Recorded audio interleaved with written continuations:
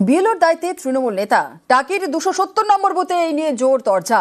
তৃণমূলের সক্রিয় সদস্য স্বীকার বিএলওর দায়িত্বে তৃণমূল নেতা, টাকির 270 নম্বর বুথে এই নিয়ে জোর তরজা। তৃণমূলের সক্রিয় সদস্য স্বীকার বিএলওর।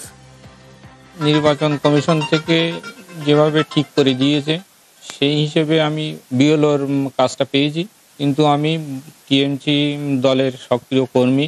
এই সাপেক্ষে নির্বাচন কমিশন যদি মনে করে যে আমাকে বিএলও থেকে অব্যাহতি দেবে, সেটা তাদের মানে নির্দিষ্ট ব্যাপার। তারা যদি সেইভাবে সম্মত হয় তাহলে আমি কাজ করব না। এটা দল থেকে কোনো মতেই না। আমি প্রথমেই বলেছিলাম অ্যাসিস্ট্যান্ট টিচার হিসাবে, তখন বলে সব স্কুলের সব টিচারদের এই ফর্মগুলো পূরণ করতে হয়। এই হিসাবে আমাদের ঊর্ধ্বতন কর্তৃপক্ষের নিয়ম মেনে আমরা ফর্মটা পূরণ করেছি। আর এদিকে নেতা কিভাবে বিএলও, প্রশ্ন বিজেপির।